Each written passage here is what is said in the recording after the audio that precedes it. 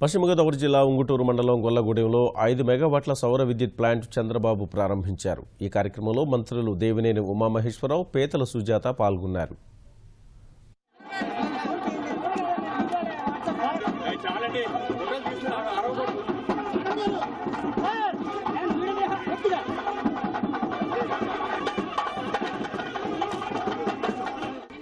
దేనికైనా ఒక ఫ్యూయల్ కావాలి, ఇంధనం కావాలి.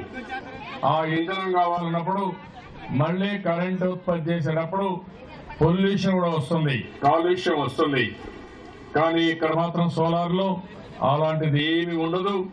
ఈరోజు అవన్నీ చూసినప్పుడు ఎక్కడికక్కడ ఈ సూర్యరశ్మితో ఎండతోనే కరెంట్ వస్తుంది. కొత్తగా మీరు చూస్తే గాలితో కూడా కరెంట్ వస్తుంది. ఈ రెంటి పైన మనం ఎక్కువ శ్రద్ధ పెడుతున్నాం. దీనివల్ల కాలుష్యం అనేది ఫ్రెష్ గా ఉంటుంది. ఎంత కరెంట్ ఉత్పత్తి చేసినా దీనివల్ల ఇబ్బంది ఉండదు. కానీ వాస్తవంగా మనం చూస్తే ఒకప్పుడు ఒక యూనిట్ 14 రూపాయలు అయ్యేది. ఇప్పుడు రోజు రోజుకు తగ్గుతా ఉంది. మన దేశం బాగా వెనుకబడి ఉన్నాం, పేద దేశం. పేద దేశంలో కరెంటుకు ఎక్కువ డబ్బులు పెట్టాలన్నా పెట్టే పరిస్థితులు మనం ఉండలేము.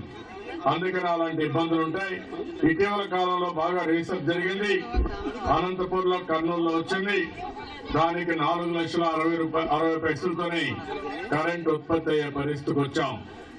ఇది కానీ వస్తే ఇంకా కానీ తగ్గితే ఏదైతే థర్మల్ అంటే బొగ్గుతో ఉత్పత్తి చేసే కరెంటుతో సమానంగా రాగలిగితే దీనికంటే మించిన కరెంటు ఉత్పత్తి ఇంకొకటి ఉండదు.